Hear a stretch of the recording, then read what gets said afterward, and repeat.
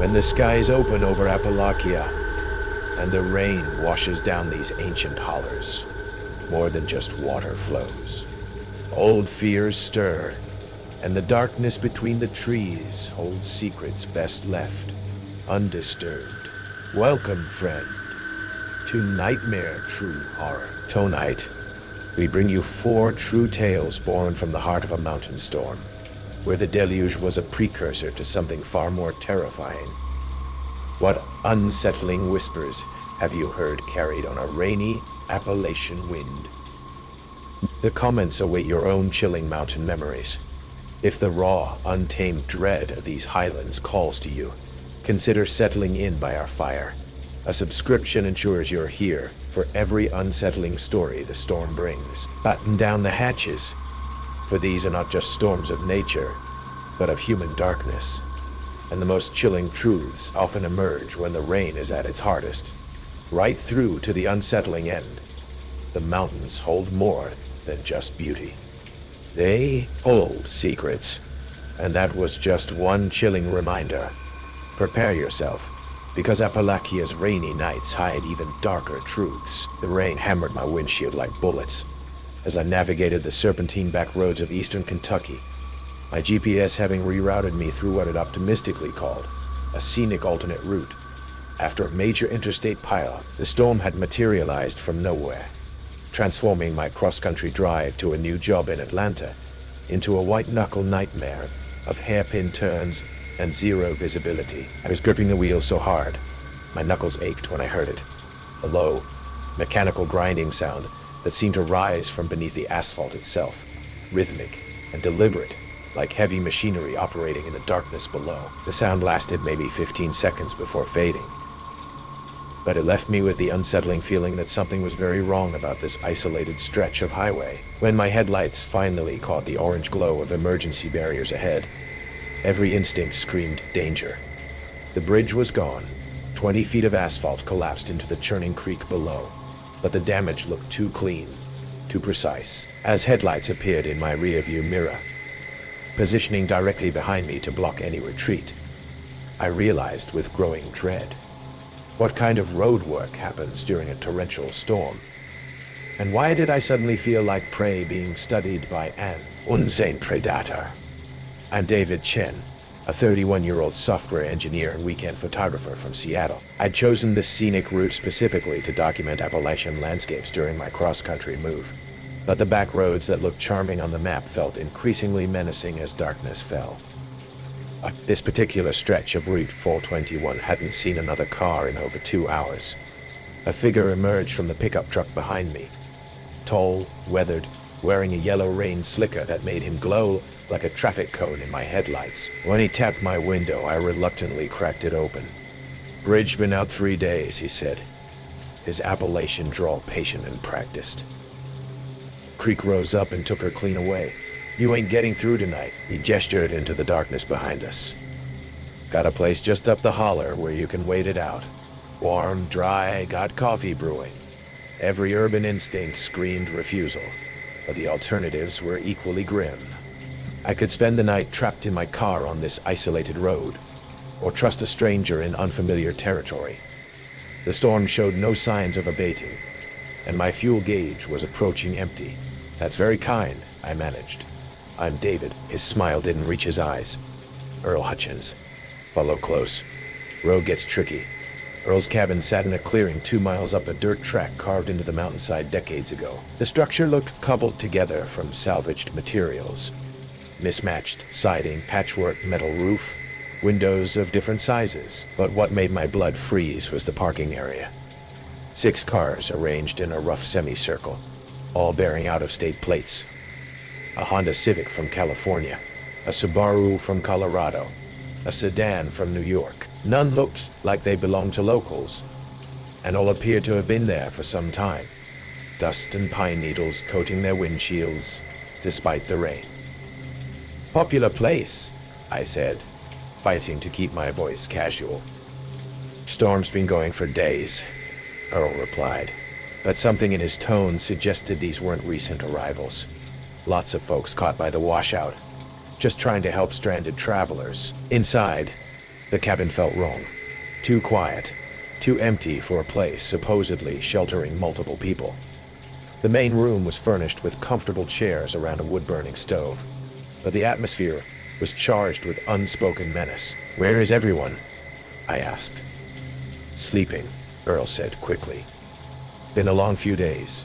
He ladled thick, dark stew from a pot, but the smell made my stomach turn. Gamey and metallic with an underlying sweetness I couldn't identify. As I pretended to eat, I noticed details that confirmed my growing suspicions. Personal belongings scattered strategically. A woman's purse. Reading glasses, a man's wallet.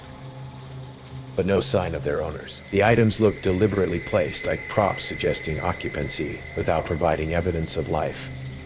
"Need to use the restroom," I said, standing slowly. "Down the hall, last door," Earl replied, his eyes tracking my movement. The hallway was lined with photographs, dozens showing Earl with various people in front of the cabin. Men and women of different ages, all smiling, all holding car keys or travel bags. The photos were arranged chronologically, and I realized with growing horror, they represented a timeline of visitors who'd never left. At the hall's end, I found not a bathroom, but a room filled with personal effects. Suitcases, phones, identification documents from the missing travelers, driver's licenses from a dozen states, credit cards, family photos. The accumulated belongings of people who trusted Earl's hospitality and vanished. Floorboards creaked behind me. Earl stood in the doorway, no longer maintaining his friendly facade. "Curious sort, aren't you?" he said. "Most folks just accept the situation, eat their food, go to sleep. But you had to go exploring." "Where are they?" I asked, though I already knew. "Buried up on the ridge," Earl replied matter-of-factly. "Been running this operation 8 years. Bridge gets washed out regular. Amazing how often that happens when you redirect a creek with the right equipment. Travelers get stranded. I offer help. They disappear forever." The mechanical sound suddenly made sense. He'd been operating machinery to create the washout, manufacturing emergencies to trap victims. Credit cards, bank accounts, anything valuable. He continued, pulling a hunting knife from his belt. "These mountains swallow people all the time. One more missing person don't matter to nobody." I grabbed a ceramic lamp and hurled it through the window. Glass exploded, and I dove into the storm, Earl's curses following me into the darkness. The forest was a nightmare maze, but I knew my only chance was reaching the main road before he organized pursuit. I stumbled through thorny undergrowth for what felt like hours, guided by the distant sound of running water. When I finally reached the road, I found my car where I'd left it, but Earl's truck was gone. I drove through the night, not stopping until I reached a state police barracks in Lexington. The investigation uncovered one of Kentucky's most extensive serial killing operations. Earl Hutchins had been creating artificial washouts for nearly a decade, trapping travelers and murdering them for profit. The search revealed remains of 17 people buried throughout his property. Earl had been working with accomplices who helped maintain the deception and dispose of bodies. All were eventually convicted and sentenced to life without parole, but the experience fundamentally changed me.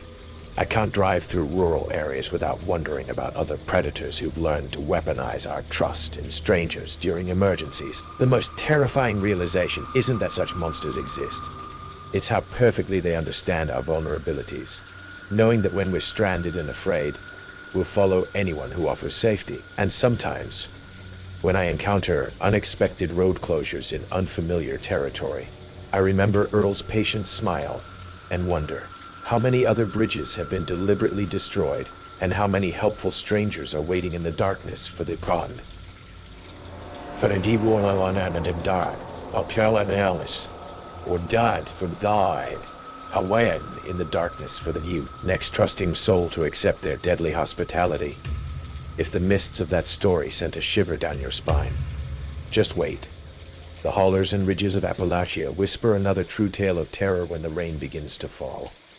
When the rain begins to fall. Rain drummed against my windshield as I pulled into the flickering neon glow of Murphy's Gas and Go, the only lit building for miles on this desolate stretch of West Virginia highway. The ancient pumps groaned as I filled my tank, but it was the sound that came after that made me pause. A soft splash of footsteps in the puddles behind me. deliberate and measured, stopping the moment I turned around. The parking lot was empty, except for my Honda and a rusted pickup truck. But I could feel eyes on me from somewhere in the darkness, beyond the fluorescent lights. When I looked toward the tree line that bordered the station, I caught a glimpse of movement. Just a shadow shifting between the pines, but enough to make my skin crawl. What was someone doing out there in the rain, watching me? I'm David Martinez, 28, a freelance photographer, driving back to Richmond after a wedding shoot in Charleston. It was nearly midnight on a Tuesday in October, and I'd been on the road for 3 hours when the rain started. What began as a light drizzle had turned into a downpour that made the mountain highways treacherous.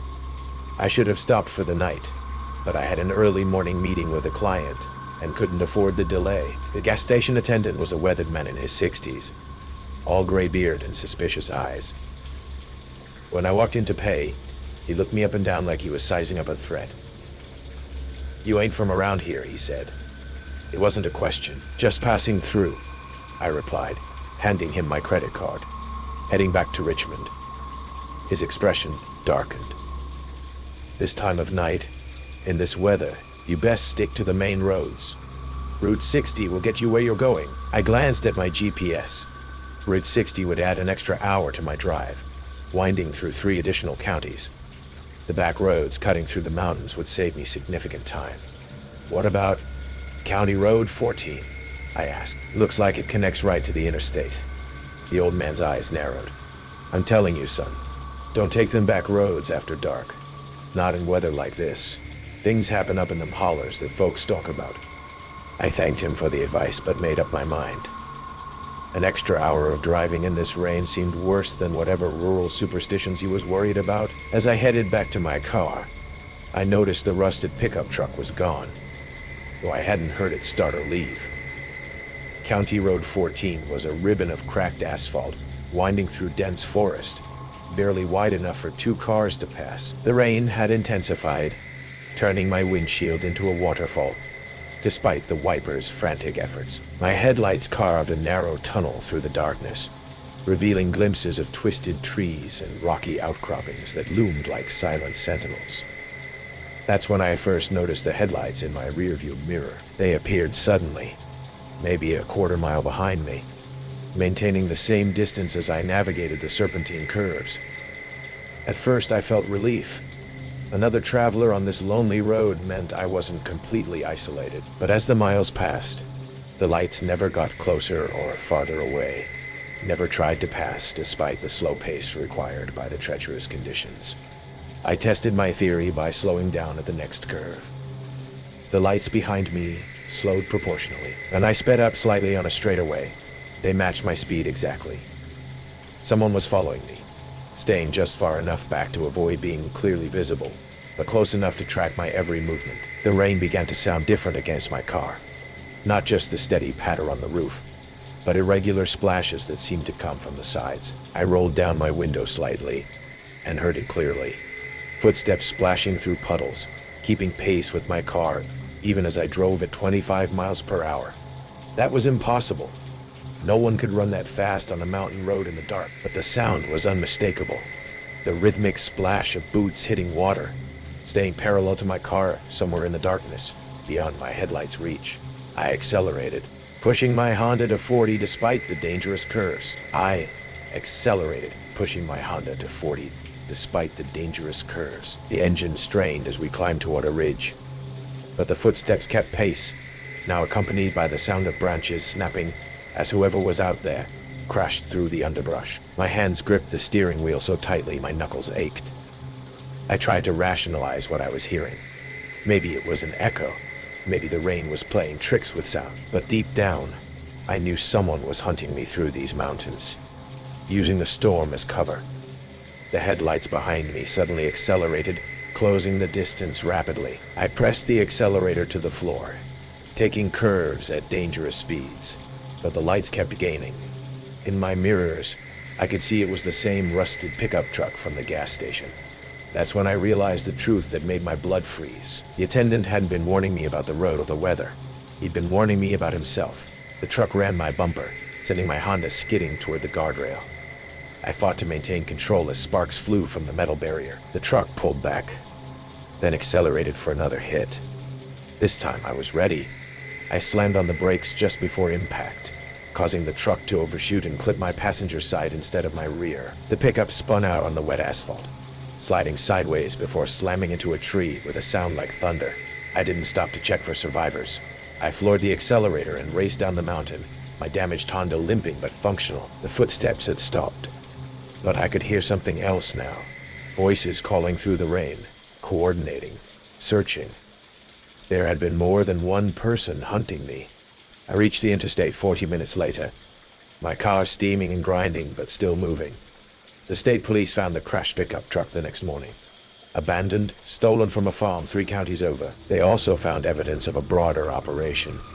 Multiple vehicles, camping equipment, and hunting gear staged throughout the mountain roads. Detective Williams explained it to me later. "We think you stumbled into something that's been going on for years up there. Groups of men who hunt travelers on the back roads, especially outsiders who won't be missed quickly." The gas station attendant was part of it. He'd identify potential targets, then signal his partners.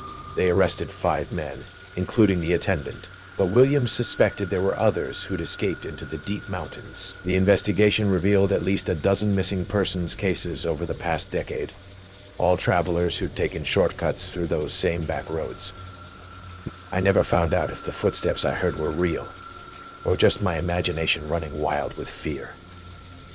The rain could have distorted any number of sounds, creating auditory hallucinations that felt absolutely real in my terrified state. But sometimes, when I'm driving alone at night and rain starts to fall, I'll hear that rhythmic splashing again, boots hitting puddles, keeping pace with my car, staying just outside the reach of my headlights, where the darkness holds its secrets.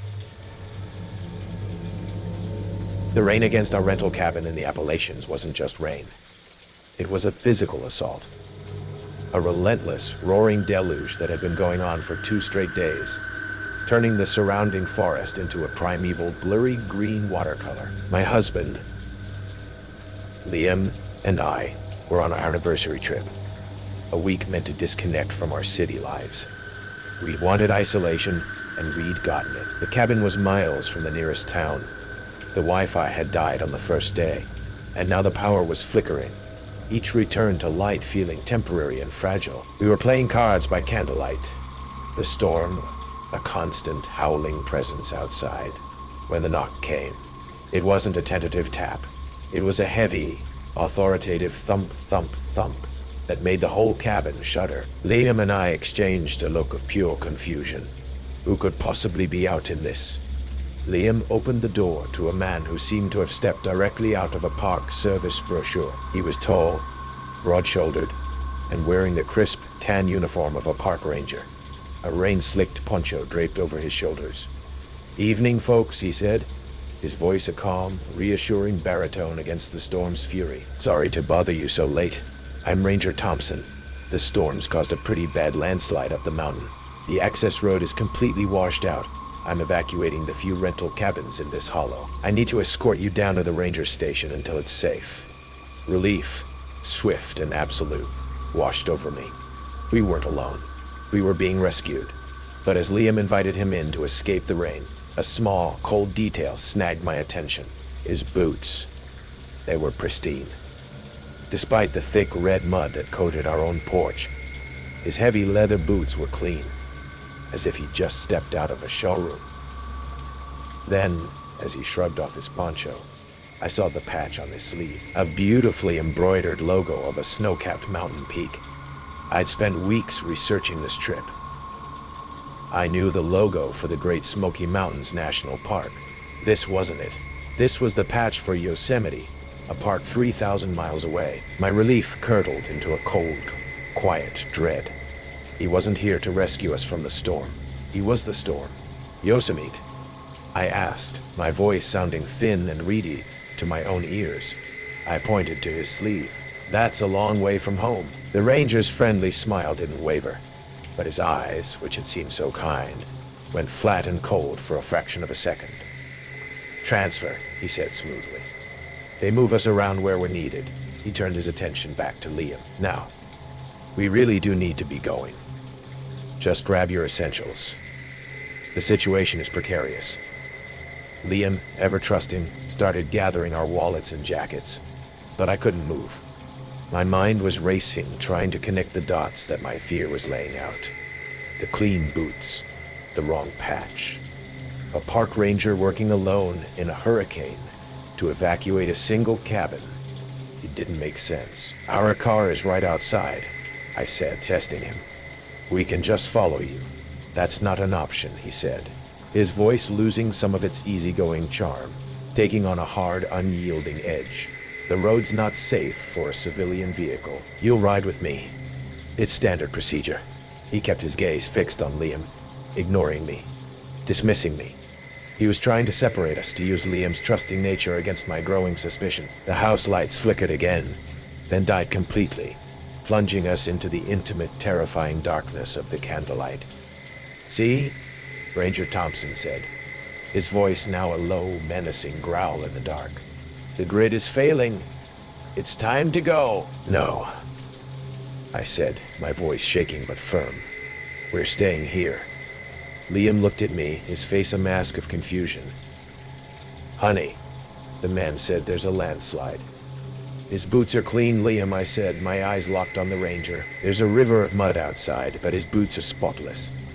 And that's the wrong patch on his uniform. The ranger's mask didn't just crack. It fell away completely. The folksy, reassuring smile vanished, replaced by a look of pure, incandescent rage. You're a clever one, aren't you? He hissed. He moved with a speed that was shocking for a man his size. He lunged not at me, but at Liam, shoving him hard against the wall. Before I could even scream, he had a thick, heavy-duty zip tie out and was binding Liam's wrists behind his back. You should have just listened, he snarled, turning his cold, dead eyes on me. It would have been so much easier, so much more peaceful. I scrambled backward, my hands searching for a weapon. I grabbed a heavy glass candle holder from the table and threw it at his head. He ducked, and the candle holder shattered against the stone fireplace. I used the split-second distraction to run, not for the door, but for the dark, narrow hallway that led to the back of the cabin. He was right behind me. I could hear his heavy, unhurried footsteps, the sound of a predator who knows its prey is trapped. I burst into the small bedroom at the back of the cabin and slammed the flimsy wooden door shut, fumbling with the lock. I knew it wouldn't hold him for long. I scanned the room for an escape. The only way out was a small window that looked out into the howling, black abyss of the storm. The door splintered under his first kick. The lock held, but the wood around it was cracking. He kicked it again, and the door flew open, hanging from a single, twisted hinge. He stood there, silhouetted against the candlelight from the other room, a hulking, monstrous shape. He wasn't here to rob us. He wasn't here to kidnap us for ransom. He was here for the hunt. The storm was his cover, the isolation his weapon. He collected people, not things. My escape was an act of pure, animal desperation. I grabbed the heavy bedside lamp and threw it at the window. The glass exploded outward into the rainy night. Without a second's hesitation, I scrambled through the opening, the jagged shards of glass tearing at my skin and clothes. I fell 2 feet into the thick, sucking mud below, the cold shock of it taking my breath away. I didn't look back. I just ran into the roaring darkness of the forest, the wind and rain lashing at me, the sounds of my own ragged sobs, lost in the fury of the storm. I stumbled through the woods for what felt like an eternity before I saw the faint, flashing red and blue lights of a real patrol car on a service road I didn't know existed. The man whose real name we never learned was gone when the police tactical team finally stormed the cabin. They found Liam, terrified but alive. Inside was a collection of driver's licenses, wallets, and wedding rings, all belonging to hikers and tourists who had gone missing in national parks across the country during severe weather events over the last 10 years. He was a ghost, a predator who used the chaos of nature as his personal hunting ground. They never caught him. We live in a city now, far from the mountains, far from the woods. But sometimes, when a storm rolls in and the rain starts to beat against our apartment window, I'll see a flicker of movement in the corner of my eye. a dark shape standing on the street corner below. And I know, with a certainty that freezes the blood in my veins, that the storm has followed us home. It's unsettling to think what truly lurks in those shadowed woods, especially when the storm rolls in. And believe me, there are more horrifying accounts from Appalachia's rainy nights waiting to be told. The first crack of thunder rolled across the Appalachian ridgeline like a freight train as my girlfriend Sarah and I scrambled up the rocky trail toward what our map promised was a scenic overlook. The morning had started with clear skies and the kind of crisp October air that made hiking in West Virginia feel like stepping into a postcard. But the weather in these mountains could turn vicious without warning. That's when I heard it. A soft whistling sound from somewhere ahead on the trail, too melodic and deliberate to be whined through the trees.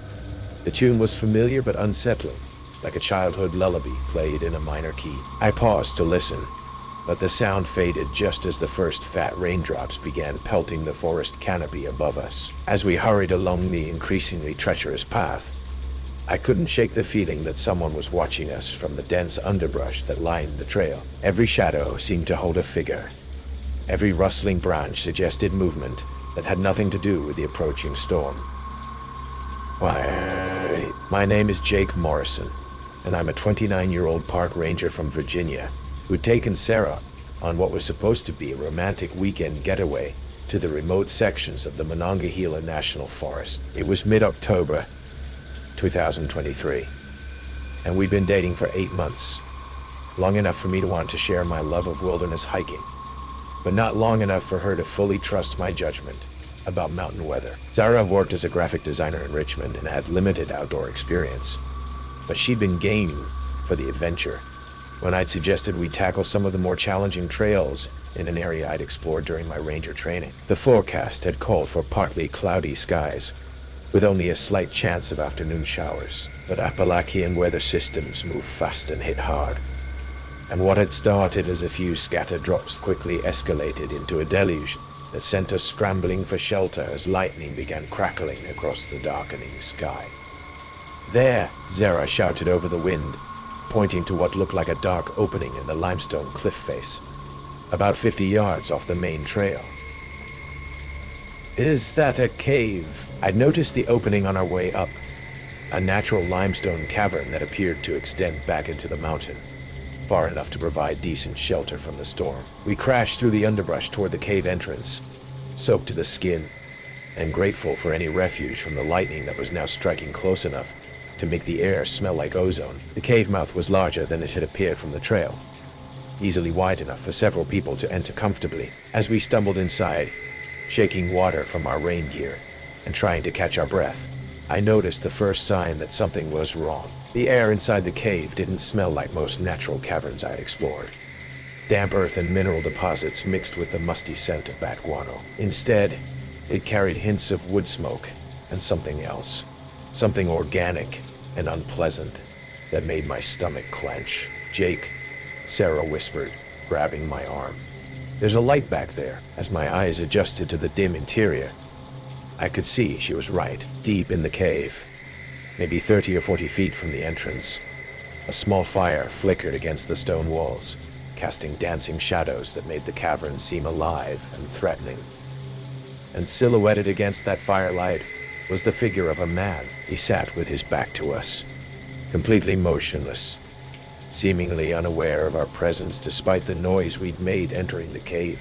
In his hands was a large hunting knife, and he was running a whetstone along its edge with the rhythmic precision of someone who'd performed the task countless times before. Sarah's grip on my arm tightened, and I could feel her trembling, not from the cold rain, but from the primal recognition that we'd stumbled into something dangerous. "I knew the storm would bring me some company eventually," the man said without turning around, his voice echoing off the cave walls with unnatural clarity. "Glad you could drop in." He stood slowly and turned to face us, and what I saw made my blood freeze.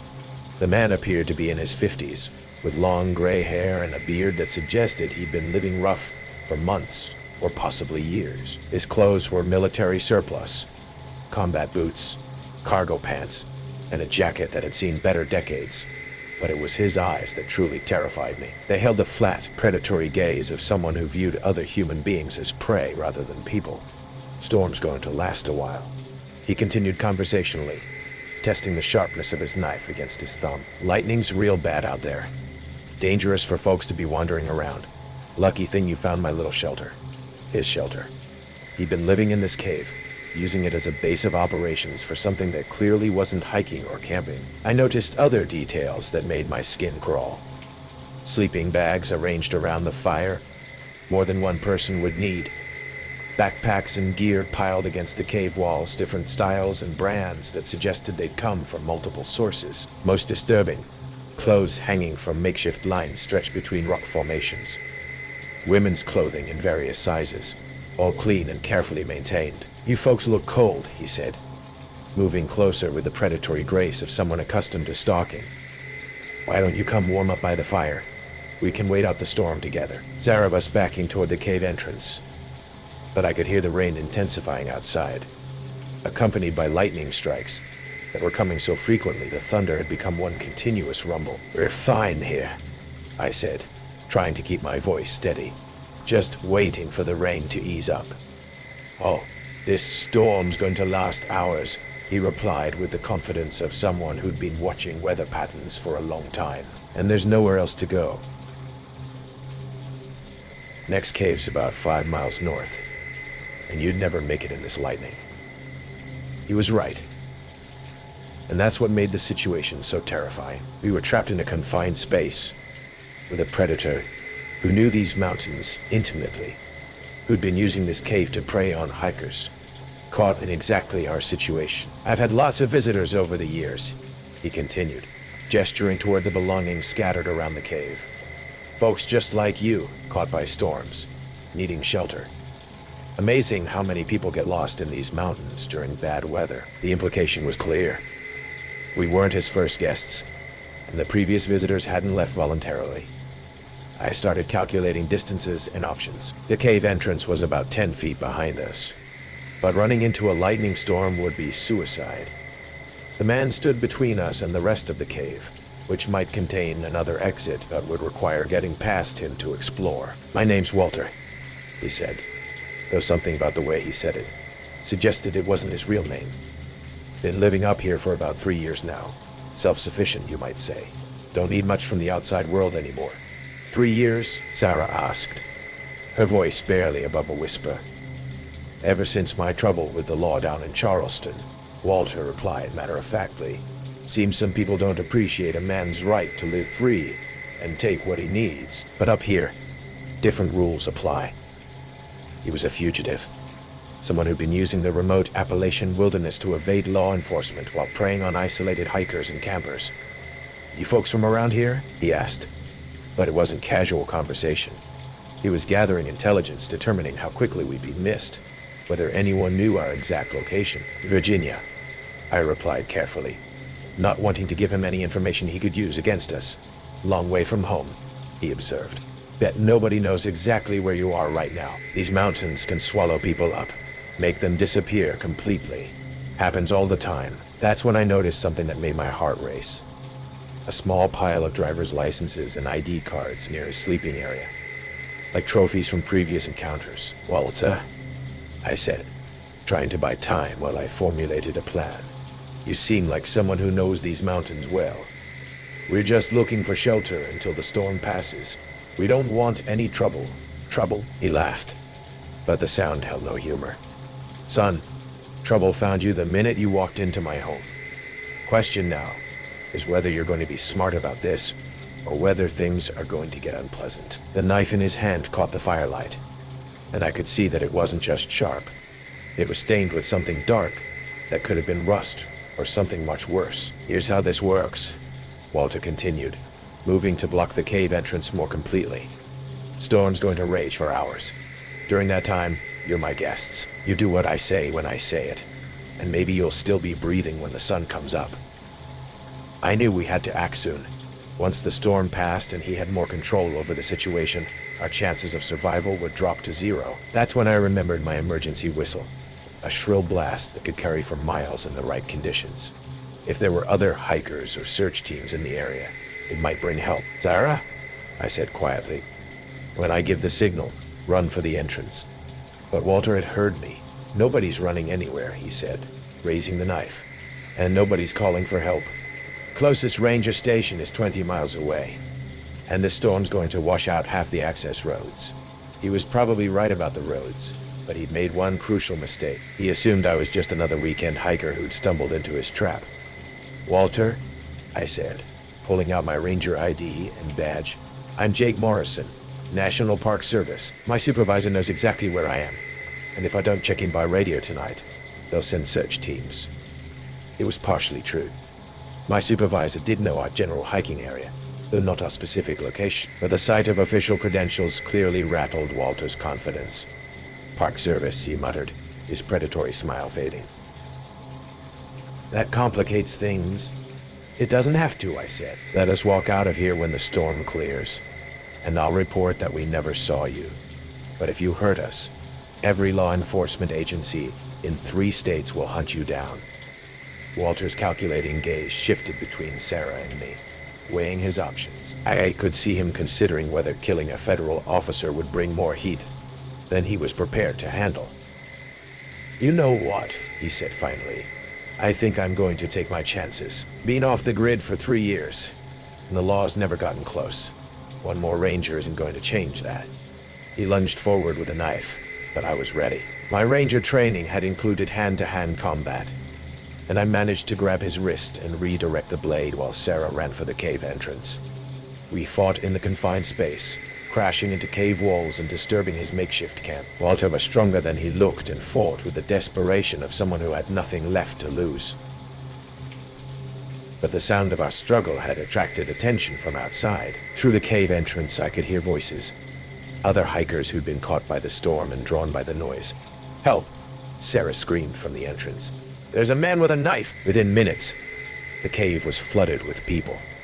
A group of college students who'd been camping nearby, along with 2 other couples who'd taken shelter under rock overhangs during the storm.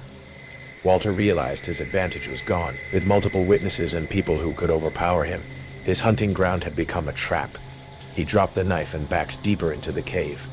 But there was nowhere to run. The college students, led by a young man with military training, subdued him while someone else called for emergency services on a satellite phone. The investigation revealed that Walter Hensley was a convicted sex offender who'd been wanted for 3 years in connection with the disappearances of at least 8 hikers across Virginia, West Virginia, and Kentucky. He'd been using remote caves as base camps, targeting isolated hikers during bad weather when they'd be desperate for shelter. The belongings in the cave belonged to his previous victims, some of whom were found buried in shallow graves throughout the area. The storm that had seemed like such a threat had actually saved our lives by bringing other people close enough to help. Walter was sentenced to life in prison without parole, but the experience left both Sarah and me permanently changed. She never went hiking again, and our relationship didn't survive the trauma of that afternoon. I continued working as a ranger, but with a new understanding of how the wilderness could be weaponized by predators who understood its isolation and dangers. 2 years later, I received a letter forwarded through the National Park Service. No return address, postmarked from the federal penitentiary where Walter is serving his sentence. Inside was a hand-drawn map of cave systems throughout Appalachia, with dozens of locations marked with small X's. At the bottom he'd written, "Still lots of caves out there, Ranger Morrison. Still lots of storms to drive people into the dark places where they don't belong. Because some predators never stop hunting, even from behind bars. They just share their knowledge with others, passing along the techniques and locations that made their crimes possible. And somewhere in the remote wilderness areas of America, other caves are waiting, other storms are building, and other predators are sharpening their knives by firelight, listening for the sound of desperate footsteps seeking shelter from the rain. The next time you're caught in a storm and see a cave that offers perfect shelter, remember that some refuges are more dangerous than the weather you're trying to escape, because sometimes the most dangerous predators are the ones who make you grateful to find them."